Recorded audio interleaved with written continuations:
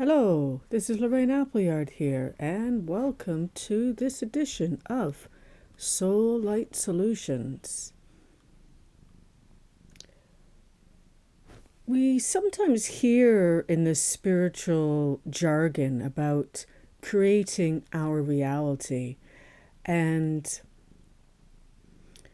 it's true that, of course, we would want to create our own reality. When we get to the point where we are aware enough that, hey, you know what? Our thoughts, our emotions, they do influence the energy around me, the world around me. And the more that we become aware of it, the more that we're able to co-create our experience. In fact, I really do believe that as human beings, that we are much greater co-creators in the great plan of our Creator than we may realize. Even for those that are enlightened and awakened, I think it is greater than what we fully are able to comprehend. Our part in God's great plan. Many spiritual masters, mystics, and philosophers from many traditions from the beginning of time have spoken about the nature of reality and how we are actually participating and co-creating. Their teachings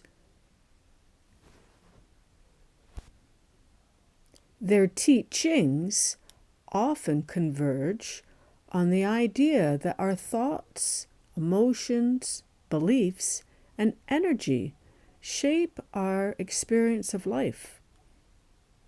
So let's look at what some of the profound insights from the masters that have walked before us have to say on creating our reality.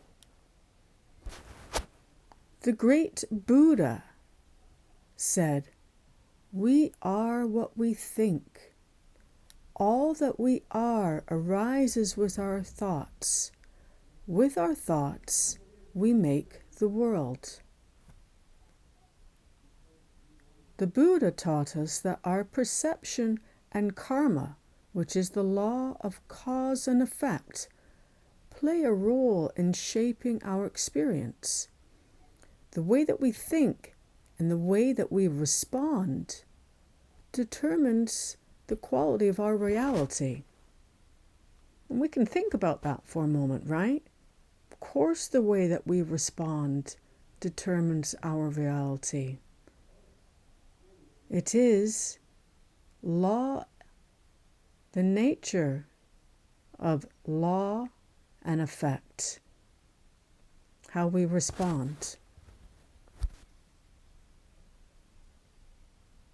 The great master, the Jesus Christ, said, "According to your faith, let it be done to you." That was Matthew 9:29. Jesus, he spoke about faith as a creative force. He emphasized that throughout all of his teachings. And it suggests that our belief system aligns us with divine manifestation. What we deeply believe is what we experience. And let's just contemplate that a bit further. Even modern psychology is talking about how our belief system, how we're constantly seeking to confirm what we believe. And that's called a cognitive resonance or cognitive dissonance, depending on what our experience it is. But what it is doing, it is confirming what the Master himself said about what we deeply believe is what we experience. And that also further confirms what Buddha said, that we are what we think. Our faith. What is it that we have faith in? What is it that we think, that we believe? Hermetic wisdom from Hermes Trismegistus. He spoke of in the Kybalion, as within, so without, as above, so below, as the universe, so the soul. And this Hermetic principle suggests that our inner world reflects our outer world. By changing our inner consciousness, our thoughts, emotions, our spiritual alignment, we shift our external reality. We're starting to see a theme here, are we? The master of Taoism, Lao Tzu, he said, "The world is formed by the mind. If the mind is clear, the world is clear. If the mind is disturbed, the world is disturbed." Lao Tzu taught that harmony within creates harmony without. The Taoist path involves flowing with the natural order, rather than resisting life or clinging to rigid beliefs. When we think about that, we would talk about, in modern terms, of having an open mind, going with the flow. We say that in modern lingo, and that is, in fact, an ancient teaching. The great Neville Goddard, he said that to assume the feeling of your wish fulfilled and persist in that assumption until it becomes your dominant feeling, then you will be amazed at the ways and the means the world will conform to your assumption. Neville Goddard taught manifestation through imagination. He believed that reality conforms to our state of consciousness, and that by living as if our desires are already fulfilled, we shift into that reality. The great Sufi mystic, one of my favorite philosophers, Rumi, he said, "Try not to resist the changes that come your way. Instead, let life live through you, and do not worry that your life is turning upside down. How do you know that the side you are used to is better than the one to come?"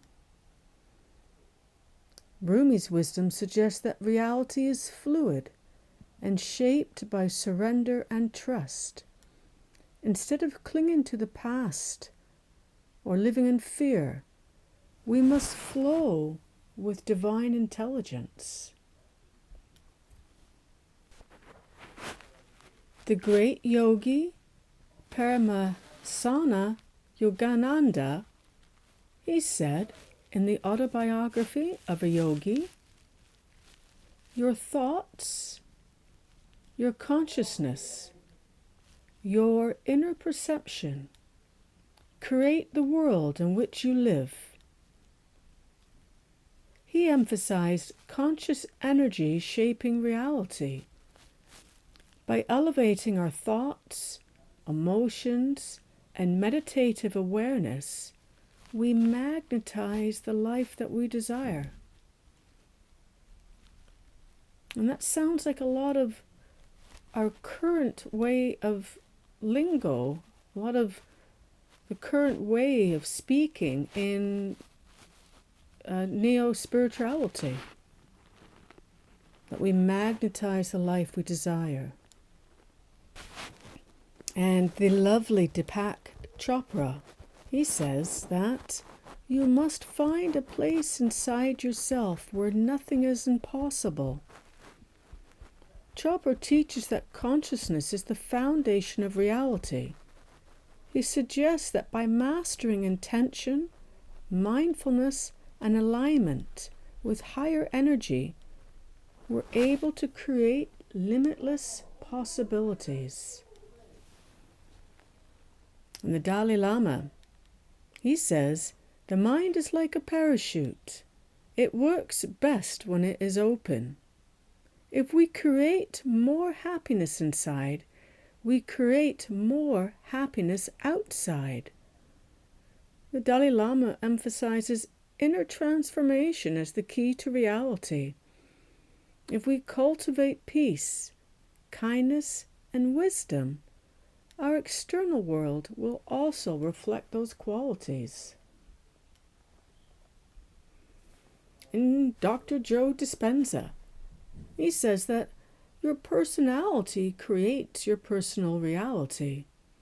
If you want to change your personal reality, you have to change your personality, your thoughts, behaviors, and emotions. So Dispenza teaches that thoughts and emotions shape our quantum possibilities through visualization, meditation, and emotional alignment. He takes it to a scientific point of view, that we rewire our brain and shift into a new reality. So we can see these themes, these universal themes from the great masters that go back to the very beginning of time. Thoughts create reality. It's Buddha, Neville Goddard, Yogananda. Faith and belief shape what we experience. Jesus, Neville Goddard. Inner harmony reflects outer harmony. The Dalai Lama, Lao Tzu, and Hermes. Conscious surrender aligns us with flow. Rumi. And meditation and presence shift reality. Chopra, Yogananda, and Dispenza. So what can we take away from this? What is our practical application?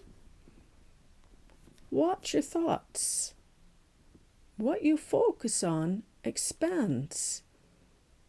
We know that we live in a quantum world, that we live in a quantum field. Live as if. Embody the energy of the reality you desire. Meditate and visualize. Train the subconscious mind. Why? Because our mind needs to be mastered. Because unless we take control of those random thoughts and fears, the patterns that have been set up before we became aware and awake, before we became conscious, we must learn to train the subconscious mind. All of the great masters meditated, prayed, visualized, had faith in the higher power. Let go of resistance. Flow with rather than fight reality. Like Rumi said, how do we know that the world that is evolving